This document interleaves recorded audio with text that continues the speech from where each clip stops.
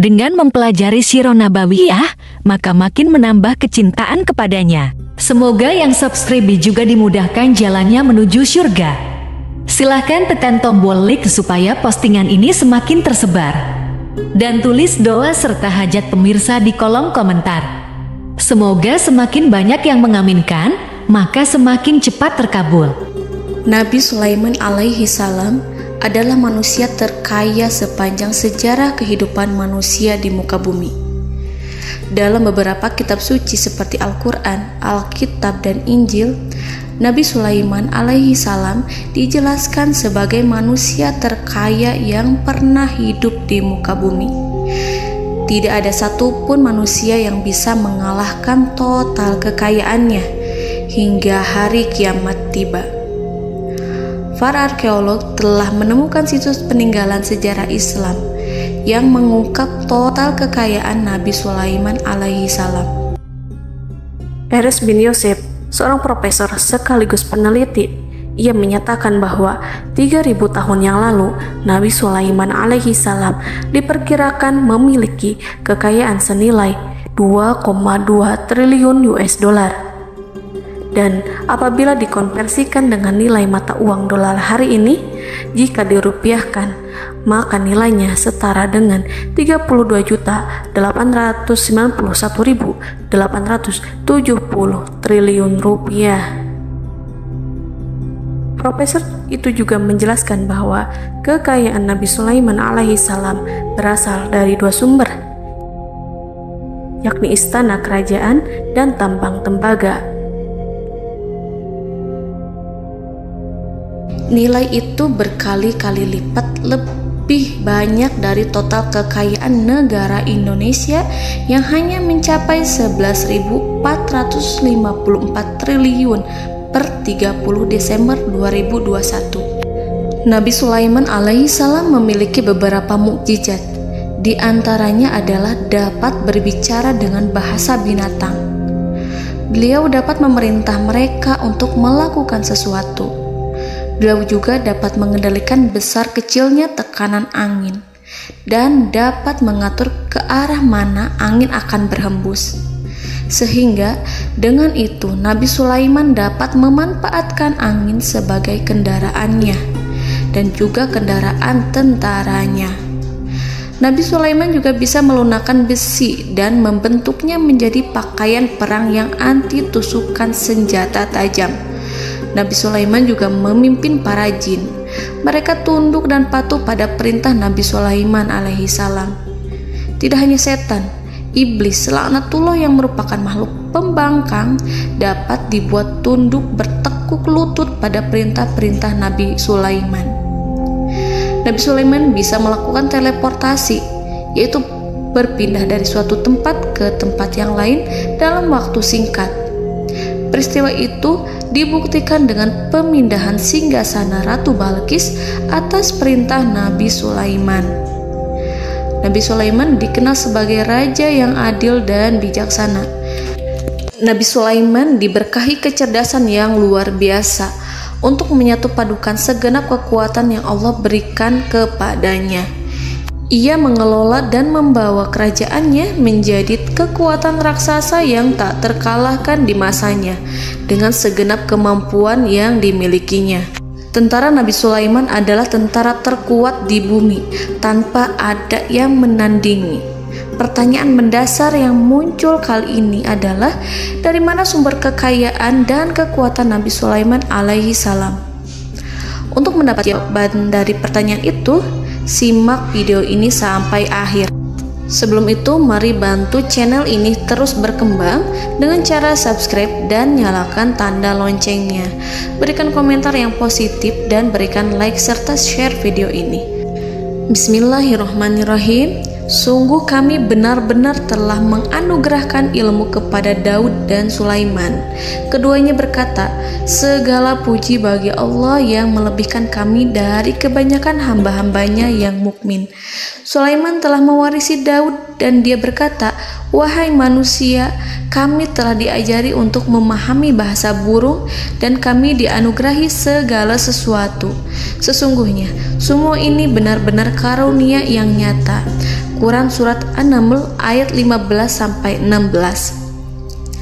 Saudara-saudaraku yang dirahmati Allah, pada ayat di atas disebutkan bahwa Sulaiman telah mewarisi Daud. Nabi Sulaiman mewarisi Nabi Daud dalam sisi kenabian dan kekuasaan, bukan mewarisi harta, karena para nabi tidak mewariskan harta. Sebab sepeninggalan mereka, harta para nabi menjadi sedekah bagi orang-orang yang ada di sekitarnya, yaitu orang-orang fakir dan orang-orang yang membutuhkan. Dan harta para nabi tidak dikhususkan bagi kalangan keluarganya. Rasulullah Shallallahu Alaihi Wasallam bersabda, "Kami para nabi tidak mewariskan." Nabi Sulaiman mewarisi kenabian dari Nabi Daud. Ini adalah hal yang jelas. Allah telah memilihnya sebagai nabi dari Bani Israel. Begitu juga Allah telah memberinya kekuasaan kerajaan sehingga ia menjadi pemimpin Bani Israel. Barangkali sesuatu yang paling penting yang diwarisi oleh Nabi Sulaiman dari Nabi Daud adalah tradisi militer. Kemajuan militer yang dahsyat telah berpindah kepada Nabi Sulaiman. Nabi Daud sebenarnya adalah seorang pengembala kambing yang sangat miskin, tetapi seiring dengan perjalanan waktu, ia menjadi komandan pasukan tiada tanding. Nabi Daud alaihi salam mengetahui bahwa kekuatan hakiki yang mengatur alam semesta adalah kekuatan Allah. Ketika Nabi Daud mengelurkan tangannya dan memegang potongan batu, lalu beliau melemparkannya dengan ketepel ke arah Jalut, kepala Jalut retak dan ambruk menghantam tanah. Ini sebagai bentuk demonstrasi kekuatan darinya. Kehadiran Nabi Daud mengubah pasukan Bani Israel, di mana mereka sebelumnya lari jika berhadapan dengan musuh. Maka kini keberadaan mereka mulai diperhitungkan di masa hidupnya. Nabi Daud mengalami peperangan yang sangat banyak, tapi Al-Quran tidak menceritakan secara terperinci. Hal itu dikarenakan karena Al-Quran adalah kitab dakwah di jalan Allah, bukan kitab sejarah. Al-Quran hanya menceritakan di dalam Al-Quran surat Shad ayat 20, "Dan kami kuatkan kerajaannya, kerajaan Daud." Ayat tersebut berarti bahwa Nabi Daud belum terkalahkan dalam peperangan yang diikutinya.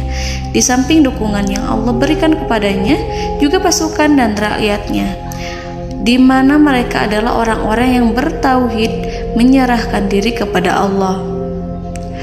Allah Subhanahu wa Ta'ala mengajarkan kepada Nabi Daud hal-hal yang menjadikan pasukannya memiliki keistimewaan yang dengannya mereka dapat mengalahkan pasukan-pasukan lain, pasukan-pasukan besar yang ada di bumi pada saat itu.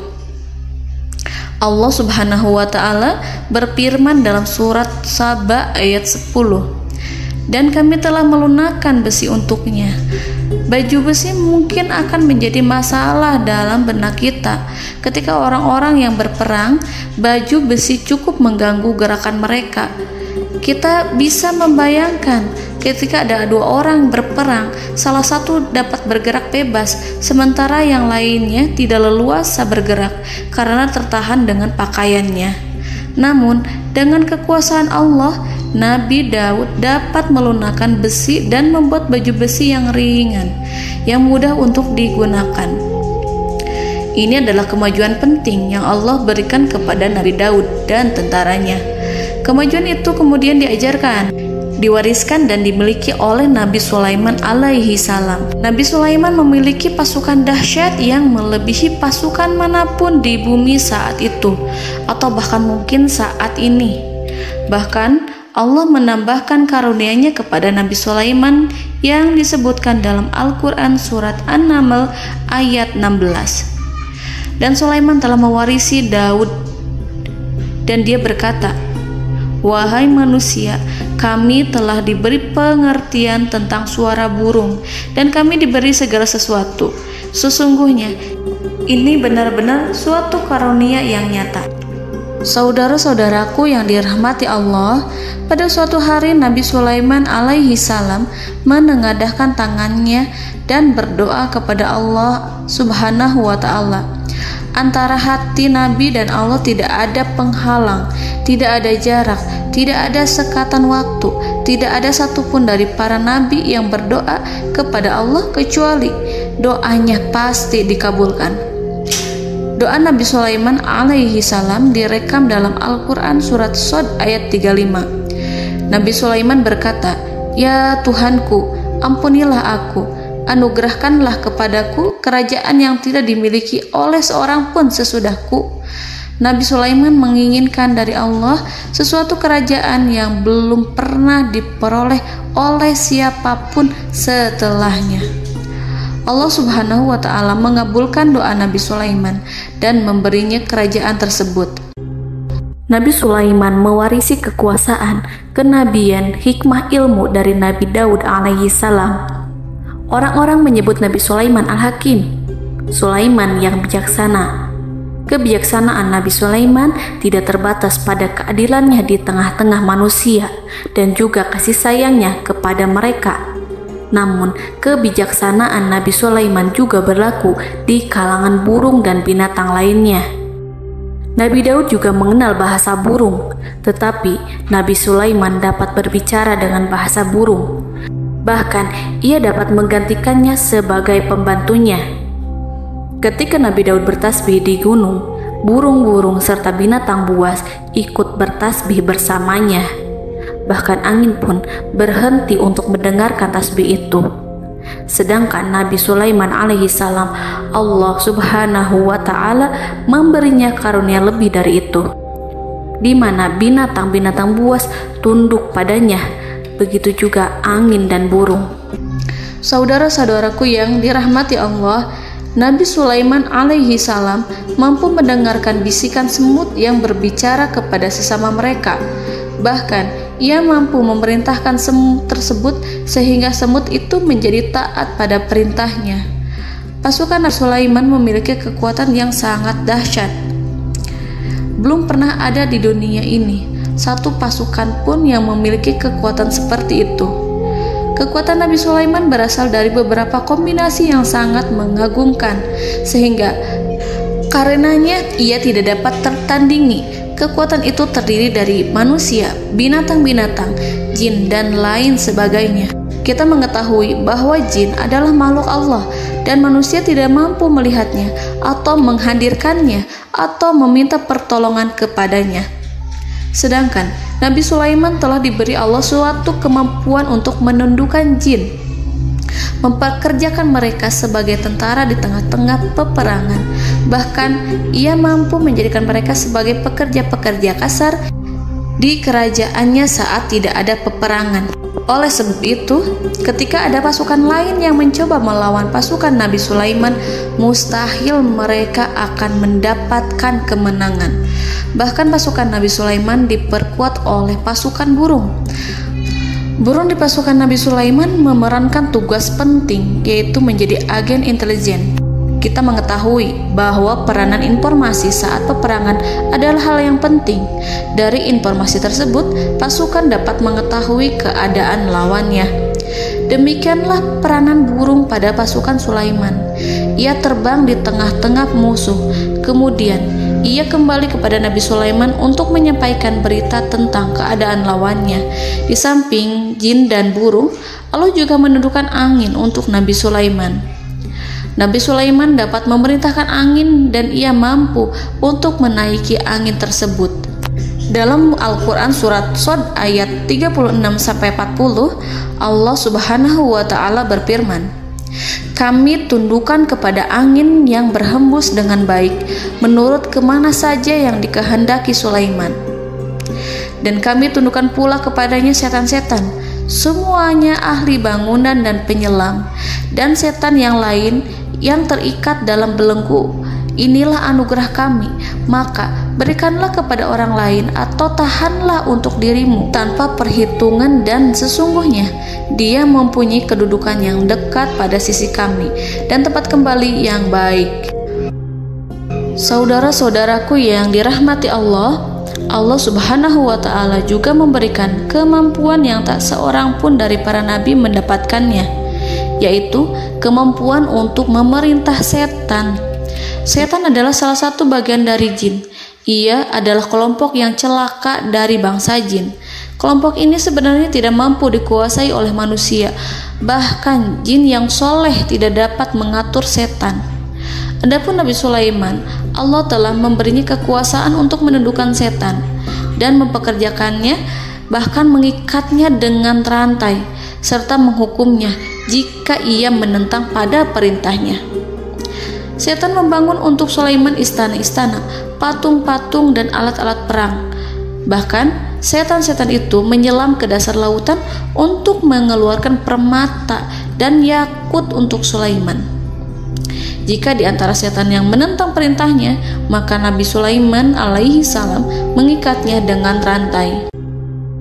Ini semua menunjukkan kekayaan Nabi Sulaiman dan kekuasaannya, di mana ia mampu mengatur banyak makhluk di bumi ini. Tentu saja, kemampuan itu semua adalah atas izin dari Allah Subhanahu wa Ta'ala sebagai mukjizat darinya. Allah Subhanahu wa Ta'ala berfirman dalam Al-Quran surat Saba ayat 12, dan sebagian dari jin adalah yang bekerja di hadapannya di bawah kekuasaannya dengan izin Tuhannya, dan siapa yang menyimpang di antara mereka dari perintah kami, maka kami rasakan kepadanya azab neraka yang apinya menyala-nyala. Para jin itu membuat untuk Sulaiman apa yang dikehendakinya, dari gedung-gedung yang tinggi, patung-patung, dan piring-piring yang besarnya seperti kolam, atau periuk yang tetap berada di atas tungku. Saudara-saudaraku yang dirahmati Allah, Nabi Sulaiman yang bijaksana adalah penguasa yang tak tertandingi di muka bumi. Meskipun memperoleh nikmat-nikmat khusus yang agung itu yang Allah berikan kepada Sulaiman, beliau tetap menunjukkan dirinya sebagai manusia yang paling banyak berzikir kepada Allah dan manusia yang paling banyak bersyukur di zamannya. Saudara-saudaraku yang dirahmati Allah, sebagaimana Allah Subhanahu wa Ta'ala memberikan nikmat kepada ayahnya Nabi Daud alaihi salam, di mana ia mampu melunakkan besi, dan Allah mengajarinya bagaimana cara mencairkan besi, maka Nabi Sulaiman alaihi salam dapat memanfaatkan tembaga yang cair untuk peperangan. Dan juga di saat perdamaian, pada saat peperangan, beliau mencampur tembaga dengan besi dan menjadikannya perunggu. Mereka menggunakan senjata-senjata perunggu dalam peperangan seperti pedang, baju besi, dan juga pisau. Senjata-senjata ini adalah senjata yang paling kuat pada saat itu. Sedangkan di saat damai, tembaga digunakan untuk membuat bangunan, perhiasan, dan sebagainya. Meskipun Nabi Sulaiman mendapatkan nikmat yang besar dan karunia yang khusus, Allah Subhanahu wa Ta'ala mengujinya dengan suatu ujian yang dahsyat. Ujian yang akan selalu datang kepada seorang hamba yang soleh. Ketika hamba itu mendapatkan kedudukan besar, maka ujiannya pun menjadi besar. Allah Subhanahu wa Ta'ala menguji Nabi Sulaiman dengan penyakit. Diceritakan oleh Fahru Roji, Nabi Sulaiman diuji dengan suatu penyakit yang keras, di mana kedokteran saat itu tidak dapat dan tidak mampu mengatasinya. Sakitnya Nabi Sulaiman sangat keras sehingga para dokter dari kalangan manusia ataupun jin tidak mampu menghilangkan penyakit itu. Lalu burung-burung menghadirkan rumput-rumput yang dianggapnya sebagai obat, tetapi Nabi Sulaiman tak kunjung sembuh. Semakin hari penyakit Nabi Sulaiman semakin menjadi-jadi, sehingga ketika Nabi Sulaiman duduk di atas kursi, ia duduk bagaikan tubuh tanpa roh. Seakan-akan ia mati karena saking keras penyakit yang dideritanya. Sakit yang diderita oleh Nabi Sulaiman alaihi salam berlangsung sangat lama. Namun Nabi Sulaiman tidak henti-hentinya berzikir kepada Allah dan meminta kesembuhan kepadanya, serta selalu beristighfar dan mengungkapkan rasa cinta kepadanya. Selesailah ujian Allah terhadap hambanya Nabi Sulaiman. Beliau pun sembuh Nabi Sulaiman merasakan kembali kesehatannya setelah ia mengetahui segala kejayaan dan segala kekuasaan serta segala kebesarannya tidak lagi mampu menghilangkan penyakit yang dideritanya kecuali jika Allah menghendaki. Saudara-saudaraku yang dirahmati Allah, Nabi Sulaiman telah membangun tempat ibadah, tempat sujud, sehingga manusia menyembah Allah di dalamnya. Orang-orang yang membangunnya berjumlah puluhan ribu orang. Tentu setiap kelompok dari mereka memiliki pekerjaan masing-masing. Di antara mereka ada yang mencairkan tembaga, di antara mereka ada yang tukang pahat, ada yang tukang ukir, ada yang membelah batu, ada yang memotong kayu, ada yang mendatangkan rumput-rumput dari Libanon, ada yang mendatangkan emas dan menjadikannya lempengan-lempengan yang mengkilat untuk menutupi kayu serta untuk melapisi dinding-dinding. Bahkan golongan jin pun membantu membangun tempat tersebut, tentu dengan perintah dan bimbingan Nabi Sulaiman. Mereka membuat patung-patung yang besar, membuat bejana yang besar untuk tempat makan para tentara dan pekerja, yaitu bejana seperti gunung. Karena saking berat dan besarnya, mereka juga membuat tempat-tempat minum yang besarnya seperti kolam. Nabi Sulaiman mengawasi para pekerjanya dan juga mengurusi masyarakatnya, di mana beliau mengenali problem mereka dan berusaha memecahkannya. Beliau juga mengawasi pasukan dari kalangan binatang dan burung. Beliau mengetahui apabila ada satu di antara mereka yang tidak datang, kemana ia pergi serta mengapa ia pergi. Nabi Sulaiman menguasai pengetahuan itu semua. Nabi Sulaiman bukan hanya mengetahui problem tentara-tentaranya dari kalangan manusia ataupun tentaranya dari kalangan burung, namun ia juga menunjukkan kasih sayang terhadap semut, di mana beliau mendengar bisikannya dan tidak suka untuk menginjaknya. Nabi Sulaiman selalu menundukkan kepalanya ke bumi sebagai bentuk rasa rendah diri dan syukur kepada Allah. Pada suatu hari, Nabi Sulaiman alaihi salam berjalan di depan tentaranya dan tiba-tiba ia mendengar suara semut yang berkata kepada temannya dari kalangan semut. Hal itu terekam dalam Al-Quran surat An-Naml ayat 18-19. Wahai semut-semut, masuklah ke dalam sarang-sarangmu agar kamu tidak terinjak oleh Sulaiman dan tentaranya, sedangkan mereka tidak menyadarinya.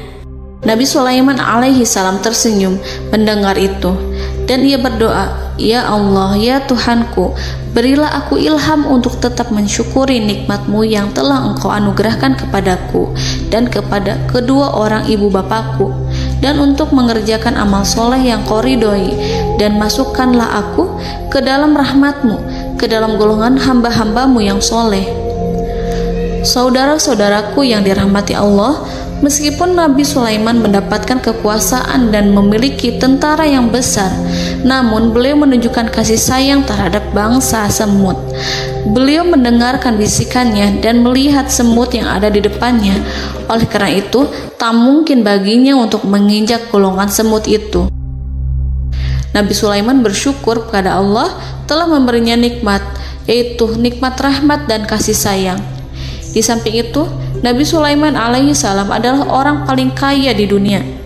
Istananya terbuat dari kayu gaharu yang memiliki wangi harum. Istananya terbuat dari emas yang terkadang dari kristal. Beliau juga memiliki kursi besar yang terbuat dari emas dan permata. Istana Nabi Sulaiman merupakan istana yang paling besar di dunia. Nabi Sulaiman menggunakan pakaian dari emas dan permata. Meskipun demikian, Nabi Sulaiman tetap menunjukkan sebagai hamba yang berserah diri dan rendah diri di hadapan Allah Subhanahu wa Ta'ala. Nabi Sulaiman yang merendahkan diri di hadapan Allah, ia selalu sujud kepada Allah, sebagaimana ayahnya yang selalu bertasbih pada Allah. Nabi Sulaiman selalu melantunkan lagu-lagu cinta ilahi dan hanya memuji Allah Subhanahu wa Ta'ala. Pada suatu hari, Nabi Sulaiman alaihi salam mengeluarkan perintah kepada pasukannya untuk bersiap-siap. Kemudian, Nabi Sulaiman keluar dan memeriksa pasukannya satu demi satu. Kelompok yang pertama adalah kelompok manusia. Nabi Sulaiman memperhatikan kesiapan mereka. Lalu Nabi Sulaiman mengeluarkan perintah-perintah kepada mereka. Kemudian Nabi Sulaiman memeriksa kelompok jin dan menyampaikan perintahnya kepada mereka. Beliau memenjarakan jin yang tampak bermalas-malasan saat bekerja. Lalu beliau memeriksa binatang dan berkata kepada mereka, apakah mereka sudah makan dengan baik? Apakah mereka tidur dengan nyenyak? Apakah ada yang mengadu pada mereka, misalkan karena penyediaan makanan yang tidak layak? Apakah ada di sana yang sakit dan lain sebagainya? Ketika Nabi Sulaiman merasa puas dengan semuanya, Nabi Sulaiman memasuki tenda tempat berkumpulnya para burung. Nabi Sulaiman alaihi salam kemudian memasuki tenda tersebut, mengamati keadaan di sekitarnya, sehingga beliau mengetahui bahwa ada satu burung yang tidak hadir, yaitu burung hudhud. Mengapa aku tidak melihat burung hudhud? Burung-burung yang lain tampak terdiam sebagai penghormatan, dan mereka mendengarkan apa yang akan dikatakan pemimpin mereka. Nabi Sulaiman mengarahkan pandangannya pada semua burung dan tidak menemukan burung hudhud di antara mereka. Tak seekor burung pun yang mengetahui keberadaannya. Burung hudhud absen pada apel wajib kali ini. Nabi Sulaiman mulai menampakkan kemarahannya. Tiba-tiba, seekor burung kecil memberanikan diri untuk berkata kepada Nabi Sulaiman, "Wahai Nabi yang mulia, seharusnya hudhud ada bersamaku kemarin untuk melaksanakan tugas penyelidikan. Ia adalah pemimpin misi itu. Namun, burung hudhud belum datang. Oleh karena itu, aku tidak pergi bersamanya." Burung itu tampak gemetar. Nabi Sulaiman mengetahui bahwa hudhud tidak hadir dan tak seorang pun mengetahui kemana ia pergi. Burung hudhud pergi tanpa izin terlebih dahulu. Dalam keadaan marah, Nabi Sulaiman berkata, "Sungguh aku benar-benar akan mengazabnya dengan azab yang sangat keras atau benar-benar menyembelihnya, kecuali jika ia benar-benar datang kepadaku dengan alasan yang jelas."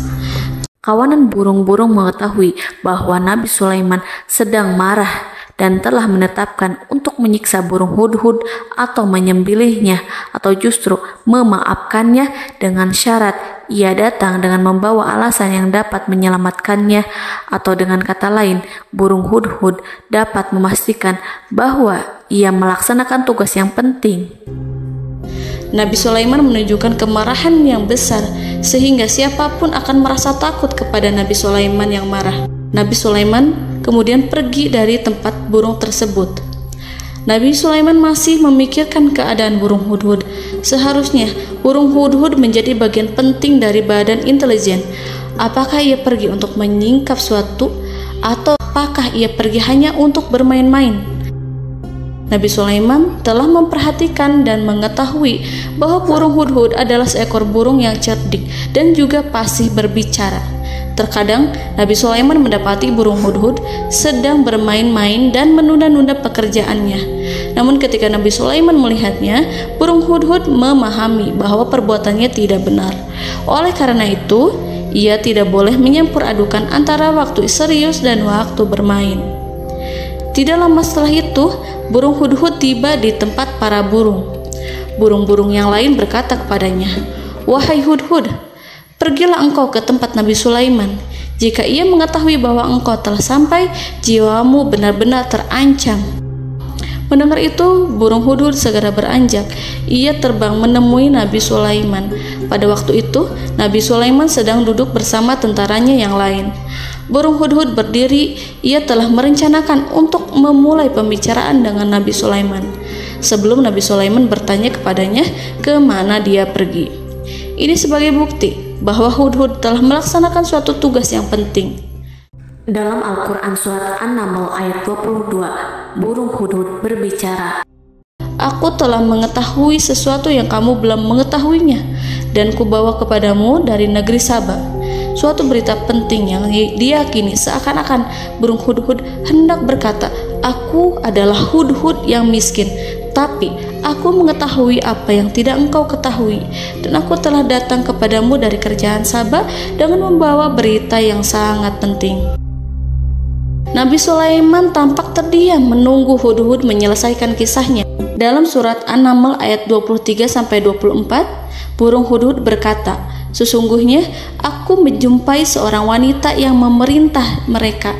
Dia dianugerahi segala sesuatu serta mempunyai singgasana yang besar. Aku mendapati dia dan kaumnya menyembah matahari selain Allah.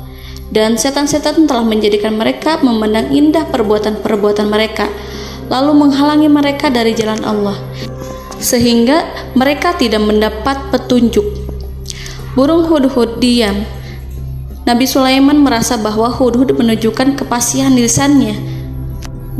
Nabi Sulaiman berkata dalam Quran surat An-Naml ayat 27 sambil menunjukkan senyum manisnya. Nabi Sulaiman berkata, "Akan kami lihat apakah kamu benar wahai hudhud, ataukah kamu termasuk orang-orang yang berdusta."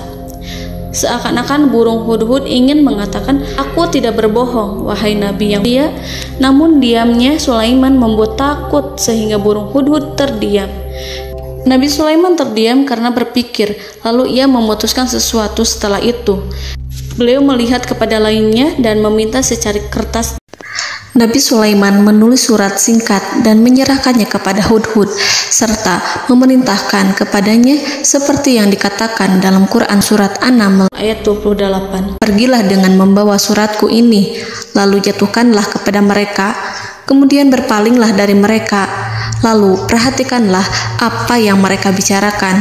Al-Quranul Karim hanya menceritakan dalam Quran surat An-Naml bagaimana perginya hudhud dan bagaimana ia menyerahkan surat itu. Lalu Al-Quran langsung menyebut keadaan kerajaan Balqis yang saat itu sedang membaca surat di depan para pembesar kerajaan dan para menterinya. Dalam Al-Quran surat An-Naml ayat 29-31 berkatalah Balqis, "Wahai pembesar-pembesar, sesungguhnya telah dijatuhkan kepadaku sebuah surat yang mulia. Sesungguhnya surat ini dari Sulaiman, dan sesungguhnya isinya dengan menyebut nama Allah yang Maha Pengasih lagi Maha Penyayang, bahwa janganlah kalian berlaku sombong terhadapku, dan datanglah kepadaku sebagai orang yang berserah diri." Saudara-saudaraku yang dirahmati Allah, dalam surat tersebut Nabi Sulaiman menyebutkan supaya mereka menyerahkan diri dan tunduk kepada perintah Nabi Sulaiman. Nabi Sulaiman memerintahkan agar mereka meninggalkan penyembahan terhadap matahari. Nabi Sulaiman tidak mempersoalkan akidah mereka dan tidak memuaskan mereka dengan apapun. Nabi Sulaiman hanya memerintahkan bahwa ia berada di atas kebenaran. Bukankah ia didukung kekuatan yang berlandaskan keyakinan yang dimilikinya? Nabi Sulaiman hanya memerintahkan mereka agar tunduk dan patuh kepadanya. Ratu Sabak menyampaikan surat tersebut di tengah-tengah kaumnya. Dalam Quran surat An-Naml ayat 32 dijelaskan, "Dan berkatalah Balqis, wahai para pembesar, berilah aku pertimbangan dalam urusanku ini. Aku tidak pernah memutuskan sesuatu persoalan sebelum kamu berada dalam majelisku." Saudara-saudaraku yang dirahmati Allah, para pembesar istana Balqis menentang surat tersebut. Isi surat itu membangkitkan kesombongan kaum Sabak, di mana mereka merasa lebih kuat. Mereka mengetahui bahwa di sana ada seorang yang mencoba menentang mereka dan mengisyaratkan peperangan kepada mereka. Lalu ia meminta kepada mereka untuk memenuhi syarat-syaratnya sebelum terjadinya peperangan dan kekalahan. Dalam surat An-Naml ayat 33, mereka menjawab, "Kita adalah orang-orang yang memiliki kekuatan dan juga memiliki keberanian yang sangat besar dalam peperangan. Dan keputusan berada di tanganmu, wahai rajaku. Maka pertimbangkanlah apa yang akan kamu perintahkan."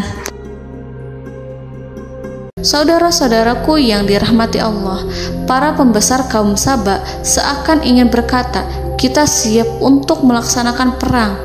Tampaknya ratu itu memiliki kebijakan yang lebih baik dari pembesar kaumnya. Surat Sulaiman itu membuatnya berpikir lebih jernih dan lebih berhati-hati. Ia berusaha sebisa mungkin menghindari peperangan. Ratu itu berpikir dalam tempo yang lama. Nama Sulaiman tidak diketahuinya dan ia pun belum pernah mendengarnya. Oleh karena itu, Ratu kaum Sabak tidak mampu mengetahui dan mendeteksi seberapa besar kekuatan Nabi Sulaiman. boleh jadi Nabi Sulaiman memiliki kekuatan yang dahsyat sehingga ia mampu memerangi kekuasaannya dan mengalahkannya. Kemudian ratu memperhatikan apa yang ada di sekelilingnya. Ia melihat kemajuan masyarakatnya dan juga kekayaannya. Barangkali ia mengira bahwa Nabi Sulaiman iri terhadap kemajuan dan kekayaannya itu, sehingga Nabi Sulaiman ingin menyerangnya. Setelah mempertimbangkan isi surat Nabi Sulaiman dengan cermat, Ratu Saba memilih untuk tidak bersikap ceroboh dan bodoh. Ratu lebih suka untuk menggunakan bahasa kelembutan. Ia mengirim kepada Nabi Sulaiman suatu hadiah yang besar. Ratu mengira bahwa Nabi Sulaiman seorang yang ambisius, yang boleh jadi ia telah mendengar tentang kekayaan kerajaan Saba. Para utusan pergi dengan membawa hadiah dari Ratu Saba. Ratu berharap agar mereka dapat memasuki kerajaan Nabi Sulaiman dan akan mengetahui kondisi kerajaannya. Saat mereka pulang, Ratu ingin mendengar secara langsung dari mereka tentang bagaimana keadaan kaum Nabi Sulaiman dan pasukannya. Setelah mendapatkan informasi yang cukup, maka Ratu Balqis dapat membuat sesuatu keputusan yang tepat. Ratu menyembunyikan apa yang terlintas dalam pikirannya, lalu ia berbicara kepada pembesar istananya bahwa ia dapat menyingkap niat jahat Raja Sulaiman melalui cara mengirimkan hadiah kepadanya. Ratu lebih memilih cara tersebut dan menunggu reaksi dari Nabi Sulaiman. Ratu berhasil memuaskan para pembesar istana, dan untuk sementara ia menghilangkan ide untuk berperang. Karena para raja jika menyerang suatu desa, maka pemimpin desa tersebut adalah orang yang paling banyak mendapatkan kehinaan. Akhirnya, para pembesar kaumnya merasa puas dengan pikiran Ratu Balqis.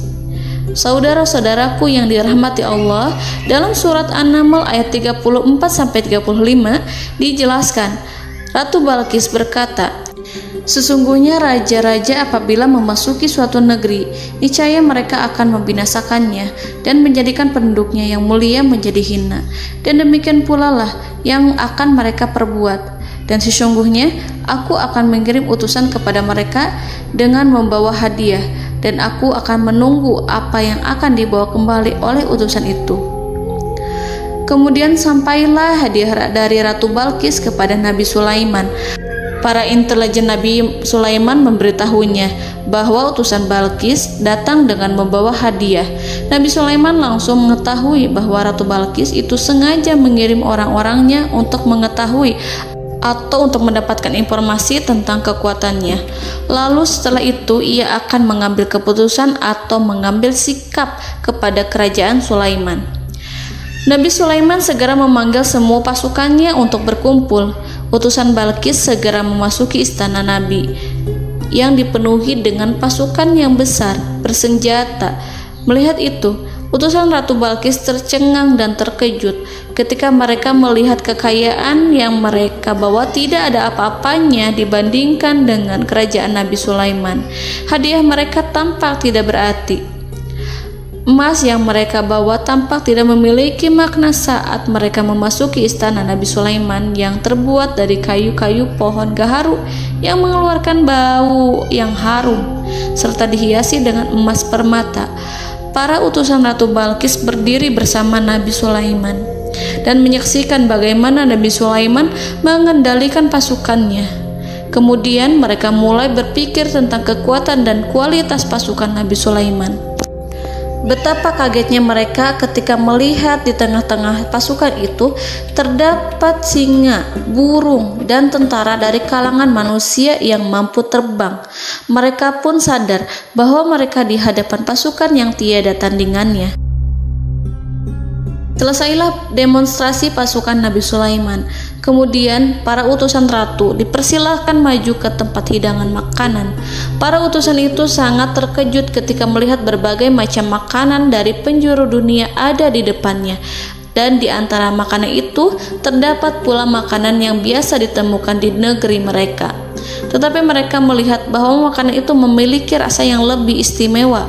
Selain itu, piring-piring yang ada di depan mereka terbuat dari emas dan mereka dilayani oleh laki-laki yang berhias dengan emas. Di meja makan itu terdapat burung, ikan laut, dan berbagai macam daging yang mereka tidak mampu lagi membedakan daging apa itu. Nabi Sulaiman tidak makan bersama mereka, tapi beliau makan dengan menggunakan piring yang terbuat dari kayu. Beliau memakan roti yang kering yang dicampur dengan minyak. Inilah makanan yang dipilih Nabi Sulaiman. Makan bersama mereka dalam keadaan diam, mereka merasa kehadiran Nabi Sulaiman menciptakan suatu wibawa yang luar biasa. Selesai perjamuan itu, lalu dengan sangat malu mereka menyerahkan hadiah dari Ratu Balqis kepada Nabi Sulaiman. Hadiah itu berupa emas yang bagi mereka hadiah itu sangat bernilai tinggi. Tapi di sini hadiah itu tampak kecil di hadapan kekayaan Nabi Sulaiman yang sangat mengagumkan. Nabi Sulaiman memperhatikan hadiah dari Ratu Balqis itu dan berkata dalam Quran surat An-Naml ayat 36, "Maka apa yang diberikan Allah kepadaku lebih baik daripada apa yang diberikannya kepadamu, tetapi kamu merasa bangga dengan hadiahmu."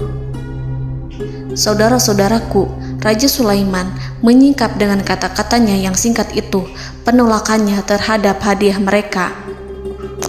Ia memberitahu utusan itu bahwa ia tidak menerima hadiah tersebut. Ia tidak merasa puas dengan hadiah itu. Yang membuatnya puas hanyalah, janganlah kalian berlaku sombong terhadapku dan datanglah kepadaku sebagai orang-orang yang berserah diri. Lalu Nabi Sulaiman berkata kepada mereka dengan pelan. Hal itu diabadikan dalam Al-Quran surat An-Naml ayat 37. "Kembalilah kepada mereka, sungguh kami akan mendatangi mereka dengan bala tentara yang mereka tidak kuasa melawannya. Dan pasti kami akan mengusir mereka dari negara itu, yaitu negeri Saba, dengan terhina. Dan mereka akan menjadi tawanan-tawanan yang hina." Saudara-saudaraku yang dirahmati Allah, Nabi Sulaiman kemudian meninggalkan para utusan ratu setelah terlebih dahulu mengancam mereka. Para utusan itu berharap agar Nabi Sulaiman mau menunggu kunjungan Ratu Balqis yang akan membawa misi perdamaian. Akhirnya, sampailah para utusan Ratu Balqis ke negeri Saba. Mereka segera menuju istana sang ratu. Mereka memberitahu bahwa negeri mereka ada di ujung tanduk. Mereka menceritakan kepada ratu tentang kekuatan Nabi Sulaiman dan tidak mungkin bagi mereka mampu melawannya. Mereka meyakinkan Ratu Balqis bahwa ia harus mengunjunginya dan melihat sendiri bagaimana kebesaran kerajaan Nabi Sulaiman. Kemudian Ratu Balqis menyiapkan dirinya untuk pergi menuju kerajaan Nabi Sulaiman. Nabi Sulaiman duduk di kursi kerajaan di tengah-tengah para pembesarnya dan para menterinya, serta para komandan pasukannya. Beliau berpikir tentang sosok Balqis. Nabi Sulaiman mengetahui bahwa Balqis menuju tempatnya. Balqis dikelilingi rasa takut. Nabi Sulaiman berpikir sejenak tentang bagaimana matahari disembah. Ia memikirkan bagaimana informasi yang diterima oleh intelijennya tentang kemajuan kerajaan Balqis dalam bidang kesenian dan ilmu pengetahuan. Nabi Sulaiman bertanya kepada dirinya sendiri, apakah kemajuan menjadi penghalang untuk mengetahui kebenaran? Apakah ratu itu senang dengan kekuatan yang dicapainya? Dan ia membayangkan bahwa kekuatannya adalah segalanya. Dengan kemajuan yang dimilikinya, Nabi Sulaiman ingin membuat kejutan agar ratu mengetahui bahwa Islam yang diyakini oleh Nabi Sulaiman adalah satu-satunya yang mampu mendatangkan kemajuan dan kekuatan yang hakiki, sehingga ia dapat membandingkan antara keyakinannya dalam menyembah matahari beserta kemajuan yang dicapainya dengan keyakinan Nabi Sulaiman beserta kemajuan yang diraihnya.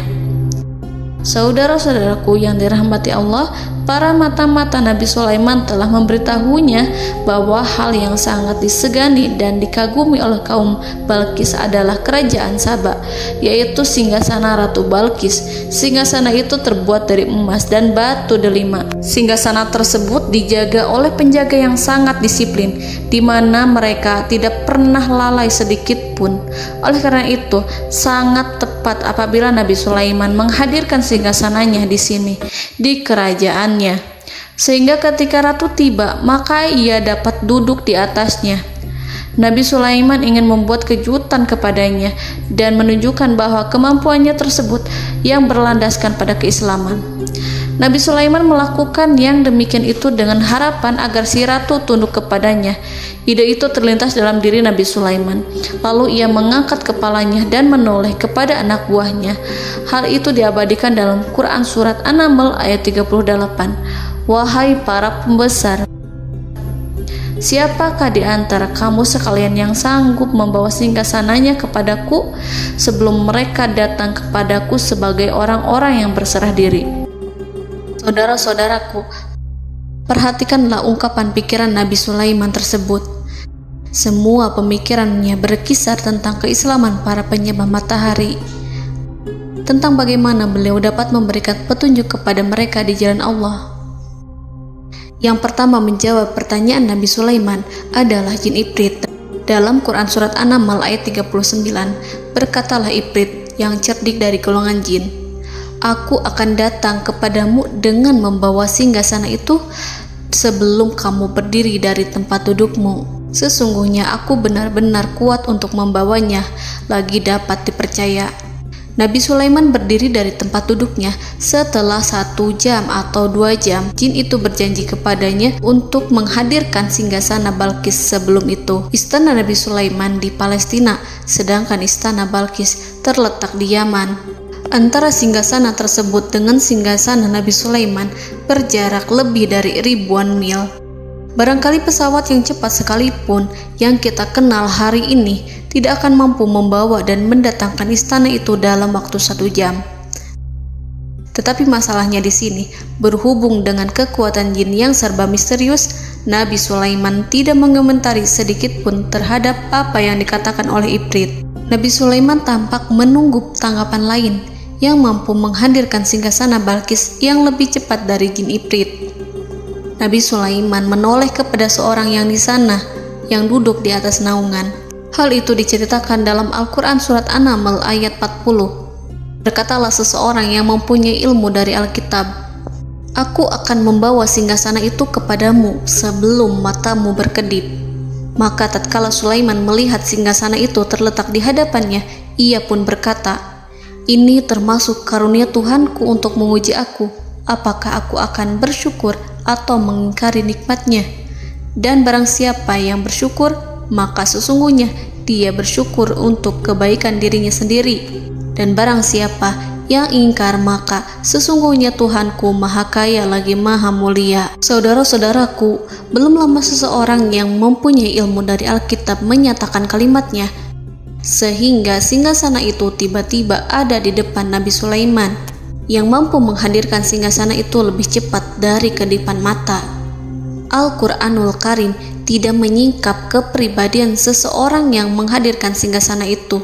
Al-Quran hanya menggarisi bahwa orang itu mempunyai ilmu dari Alkitab. Al-Quran tidak menjelaskan kepada kita apakah ia seorang malaikat ataukah manusia ataukah jin. Al-Quran sengaja tidak menyingkap hakikat kitab yang dimaksud. Saudara-saudaraku yang dirahmati Allah, setelah melihat singgasana itu, Nabi Sulaiman bersyukur kepada Allah. Ia mulai memperhatikan singgasana sang ratu. Singgasana tersebut merupakan simbol pembangunan dan juga kemajuan, tetapi tampaknya ia hanya sesuatu yang biasa saja jika dibandingkan dengan kekuasaan dan kebesaran ciptaan yang dibuat oleh manusia dan jin di kalangan istana Nabi Sulaiman. Nabi Sulaiman memikirkan dalam tempo yang sangat lama singgasana Ratu Balkis itu. Kemudian beliau memerintahkan agar singgasana itu diperbaiki, sehingga saat Ratu Balkis datang, dia akan mengujinya. Apakah Ratu Balkis dapat mengenali singgasananya ataukah tidak? Dalam Al-Quran Surat An-Naml ayat 41, Nabi Sulaiman berkata, "Ubahlah baginya singgasananya, maka kita akan melihat apakah dia mengenal ataukah dia termasuk orang-orang yang tidak mengenalnya." Saudara-saudaraku yang dirahmati Allah, Nabi Sulaiman memerintahkan agar dibangun istana yang akan digunakan untuk menyambut Ratu Balkis. Nabi Sulaiman memilih tempat di laut, dan ia memerintahkan agar dibangun suatu istana di mana sebagian besarnya terdiri dari air laut. Nabi Sulaiman memerintahkan agar lantainya itu terbuat dari kaca yang tebal dan kuat, sehingga orang-orang yang berjalan di atas istana itu akan dapat melihat di bawahnya ada ikan-ikan berwarna-warni yang berenang-renang. Dan mereka akan melihat rumput-rumput laut yang bergerak-gerak. Akhirnya, selesailah pembangunan istana itu. Saking bersihnya kaca lantainya, sehingga tampak di sana tidak ada kaca. Burung hudhud memberitahu Nabi Sulaiman bahwa Balqis telah sampai dekat kerajaannya. Kemudian Ratu Balqis datang. Al-Quran tidak menyebutkan keadaan Nabi Sulaiman saat menyambut Balqis, namun Al-Quran menunjukkan dua sikap Ratu Balqis. Yang pertama, bagaimana sikap Balqis ketika pertama kali melihat singgasananya yang datang mendahuluinya, padahal ia telah meninggalkan pengawalannya untuk tetap setia menjaga singgasananya itu. Keadaan kedua adalah keadaan di depan istana yang dibangun untuk penyambutan Balqis. Istana itu penuh dengan permata yang berenang-renang di bawahnya ikan-ikan. Dalam Quran Surat An-Naml ayat 42 dijelaskan, dan ketika Balqis datang, ditanyakanlah kepadanya, "Serupa inikah singgasanamu?" Balqis menjawab, "Seakan-akan singgasana ini adalah singgasanaku. Kami telah diberi pengetahuan sebelumnya, dan kami adalah orang-orang yang berserah diri." Saudara-saudaraku, pada dialek di atas, Balqis melihat singgasananya dan ia tercengang saat mengetahui bahwa itu adalah singgasana miliknya. Namun kemudian ia mulai ragu karena melihat tidak sepenuhnya itu singgasana miliknya. Jika itu benar-benar miliknya, lalu bagaimana ia datang mendahuluinya? Dan bila bukan singgasananya, maka bagaimana Sulaiman dapat meniru sepersis dan seteliti itu? Padahal Sulaiman tidak pernah sekalipun ke kerajaannya. Nabi Sulaiman berkata saat melihat Balqis mengamati singgasananya, "Apakah ini singgasanamu?" Balqis terlihat sangat kebingungan, namun setelah itu ia menjawab, "Sepertinya benar." Nabi Sulaiman berkata, "Kami telah diberi ilmu sebelumnya dan kami sebagai orang-orang muslim." Saudaraku yang dirahmati Allah, melalui pertanyaan Nabi Sulaiman ingin mengisyaratkan kepada Balqis agar ia membandingkan antara keyakinannya beserta ilmu yang dicapainya dengan keyakinan Nabi Sulaiman yang muslim beserta pengetahuan yang telah diraihnya. Penyembahan terhadap matahari dan pencapaian ilmu yang dicapai oleh Ratu Balqis tanpa tidak ada apa-apanya dibandingkan dengan ilmu Nabi Sulaiman dan keislaman. Nabi Sulaiman telah mendahuluinya dalam bidang ilmu karena keislamannya. Karena itu, sangat mudah baginya untuk mengungguli Balqis dalam ilmu-ilmu yang lainnya. Demikianlah yang disyaratkan dalam pertanyaan Nabi Sulaiman kepada Ratu Balqis. Ratu Saba itu mengetahui bahwa ini adalah singgasananya, di mana singgasana itu datang lebih dahulu daripada dirinya. Beberapa bagian darinya telah diubah saat Balqis masih di perjalanan menuju ke tempat Nabi Sulaiman. Ia berpikir kemampuan apa yang dimiliki Nabi Sulaiman. Ratu Balqis tercengang melihat apa yang disaksikannya, yang berupa buah dari keimanan Nabi Sulaiman dan hubungannya dengan Allah Subhanahu wa Ta'ala. Sebagaimana Balqis juga tercengang ketika melihat kemajuan di bidang ilmu pembangunan, seni, dan ilmu-ilmu yang lainnya. Maka ia tidak lebih kagum lagi saat melihat hubungan yang kuat antara keislaman Nabi Sulaiman dengan ilmunya serta kemajuan yang diraihnya. Dalam Al-Quran Surat An-Naml ayat 43 dijelaskan, dan apa yang disembahnya selama ini selain Allah mencegahnya untuk melahirkan keislamannya, karena sesungguhnya ia terdahulu termasuk orang-orang yang kafir. Saudara-saudaraku yang dirahmati Allah, berguncanglah dalam benak Balqis ribuan hal ketika melihat keyakinan kaumnya runtuh di hadapan Nabi Sulaiman. Ia menyadari matahari yang disembahnya hanya merupakan ciptaan Allah, dan Allah lah yang menggerakkannya untuk hamba-hambanya. Lalu terbitlah matahari kebenaran dalam dirinya. Hatinya diterangi oleh cahaya baru yang tidak akan tenggelam seperti tenggelamnya matahari. Masa keislamannya hanya menunggu waktu. Ratu Balqis memilih waktu yang tepat untuk mengumumkan keislamannya. Allah Subhanahu wa Ta'ala berfirman dalam Quran Surat An-Naml ayat 44. Dikatakan kepadanya, masuklah ke dalam istana. Maka tatkala ia melihat lantai istana itu, dikiranya kolam air yang besar dan disingkapnya 2 betisnya. Berkatalah Sulaiman, sesungguhnya ia adalah istana licin yang terbuat dari kaca. Berkatalah Balqis, wahai Tuhanku, sesungguhnya aku telah berbuat zalim terhadap diriku dan aku berserah diri bersama Sulaiman kepada Allah Tuhan semesta alam. Saudara-saudaraku yang dirahmati Allah, dikatakan kepada Balqis, masuklah ke dalam istana. Ketika ia masuk, maka ia tidak menyaksikan adanya kaca, tetapi ia melihat air, sehingga ia mengira akan bersinggungan dengan air. Lalu ia menyingkapkan sedikit bajunya agar bajunya itu tidak basah. Nabi Sulaiman mengingatkannya tanpa melihatnya agar ia tidak khawatir terhadap pakaiannya, karena pakaiannya tidak akan basah sebab di sana tidak ada air. Itu sekedar kaca yang halus, yang saking halusnya sehingga ia tidak tampak. Pada kesempatan itulah Balqis mengumumkan keislamannya yang mengakui kelalimannya, dan ia menyatakan menyerahkan diri kepada Nabi Sulaiman dan kepada Allah Tuhan semesta alam. Lalu kaumnya pun mengikutinya dan mereka memeluk Islam. Balqis menyadari ia berhadapan dengan penguasa yang terbesar di bumi dan Nabi Allah yang mulia. Untuk pertama kalinya, wajah Sulaiman tampak dihiasi dengan senyuman yang menunjukkan kepuasannya sejak Balqis mengunjunginya. Demikianlah Nabi Sulaiman mewujudkan kejayaannya yang hakiki dan menyebarkan cahaya Islam di muka bumi. Saudara-saudaraku, Al-Quran tidak menyebutkan kisah Balqis setelah keislamannya. Para ahli tafsir mengatakan bahwa ia menikah dengan Nabi Sulaiman. Selain itu, ada yang mengatakan bahwa ia menikah dengan salah satu orang dekat Nabi Sulaiman. Ada juga yang mengatakan bahwa sebagian Raja Habasyah adalah keturunan dari buah perkawinan ini. Wallahu a'lam bishawab. Saudara-saudaraku yang dirahmati Allah, Nabi Sulaiman hidup di tengah-tengah kejayaan dan kemuliaan di bumi. Kemudian Allah menetapkan kematian untuknya, sebagaimana kehidupan Sulaiman berada di puncak kemuliaan dan kejayaan yang penuh dengan keajaiban yang luar biasa, maka kematiannya pun merupakan tanda-tanda kebesaran Allah yang penuh dengan keajaiban. Demikianlah bahwa kematiannya sesuai dengan kehidupannya, sesuai dengan kejayaannya. Allah berfirman tentang kematian Sulaiman di dalam Al-Quran Surat Saba ayat 14. Maka tatkala kami telah menetapkan kematian Nabi Sulaiman, tidak ada yang menunjukkan kepada mereka kematiannya itu kecuali rayap yang memakan tongkatnya.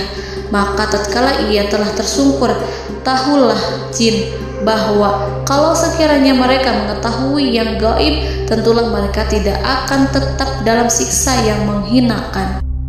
Saudara-saudaraku, kemampuan Nabi Sulaiman untuk menundukkan jin dan mempekerjakan mereka serta hubungan mereka dengan semua itu menimbulkan fitnah di tengah-tengah manusia dalam hal tertentu. Kematian Nabi Sulaiman merupakan batasan jawaban terhadap fitnah ini. Kami tidak mengetahui siapa yang mengklaim bahwa jin mengetahui hal yang gaib. Apakah itu setan yang terkutuk, atau jin yang bodoh, atau manusia yang tertipu? Kami tidak mengetahui siapa yang bertanggung jawab terhadap tersebarnya isu yang keliru ini.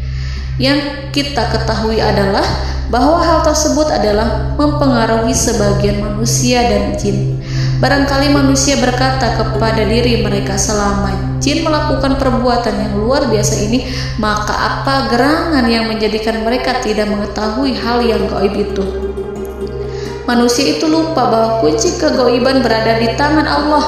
Masalah ilmu gaib tidak akan mampu dikuasai oleh jin dan manusia. Hanya Dia yang mengetahuinya, dan manusia diberitahu hanya sedikit sekali. Saudara-saudaraku yang dirahmati Allah, seakan-akan Allah telah merencanakan bahwa kematian Sulaiman bertujuan untuk menghancurkan pemikiran itu, yaitu pemikiran bahwa jin mengetahui hal-hal yang gaib. Jin bekerja untuk Nabi Sulaiman selama beliau hidup, dan tatkala beliau meninggal, maka tugas mereka menjadi bebas. Nabi Sulaiman meninggal tanpa diketahui oleh jin, sehingga mereka tetap bekerja untuk mereka, tetap mengabdi kepada Sulaiman. Seandainya mereka mengetahui hal yang gaib, niscaya mereka tidak akan meneruskan pekerjaan mereka. Saudara-saudaraku, pada suatu hari Nabi Sulaiman memasuki mihrabnya untuk itikaf ibadah dan beribadah kepada Allah. Tak seorang pun yang berani mengganggu khalwatnya. Mihrab Sulaiman terletak di puncak gunung dan dindingnya terbuat dari permata. Pada suatu hari, Nabi Sulaiman duduk bersandar pada tongkatnya dan ia tampak tenggelam dalam tafakur. Beliau berzikir pada Allah hingga rasa kantuk menguasainya. Lalu setelah itu malaikat maut menemuinya. Nabi Sulaiman pun meninggal. Beliau bersandar kepada tongkatnya. Jin melihatnya dan mengira bahwa beliau sedang sholat, sehingga mereka pun terus melanjutkan pekerjaannya. Berlalulah hari demi hari yang panjang. Datanglah rayap, yaitu semut kecil yang memakan kayu. Hewan itu mulai memakan tongkat Nabi Sulaiman. Rayap itu tampak lapar. Sebagian dari tongkat Nabi Sulaiman dimakan beberapa hari oleh rayap itu. Ketika yang dimakannya semakin bertambah, maka tongkat itu pun menjadi rusak dan kemudian jatuh dari tangan Nabi Sulaiman alaihi salam. Tubuh mulia itu kehilangan keseimbangan dan kemudian jatuh terhempas di bumi. Tatkala tubuh suci itu tersungkur, maka manusia segera menuju ke arahnya. Mereka menyadari dan mengetahui bahwa Nabi Sulaiman telah meninggal dalam waktu yang lama. Jin menyadari bahwa mereka tidak mengetahui hal yang gaib, dan manusia pun mengetahui hakikat ini. Seandainya jin mengetahui hal yang gaib, niscaya ia tidak akan meneruskan siksa yang hina. Mereka tidak akan bekerja kepada Sulaiman. Demikianlah Nabi Sulaiman alaihi salam meninggal dalam keadaan duduk dan sholat di mihrabnya. Lalu berita itu tersebar bagaikan api di bumi. Manusia, burung, dan binatang buas mengantarkan jenazah Nabi Sulaiman. Sekawanan burung tampak sedih dan menangis. Semua makhluk bersedih. Akhirnya tak seorang pun mengetahui bahasa burung di bumi. Meninggallah seorang yang memahami pembicaraan burung, binatang-binatang, jin, dan lain sebagainya. Burung-burung itu berkata, betapa beratnya kehidupan di tengah orang-orang yang tidak mengetahui pembicaraan kita. Allahu a'lam.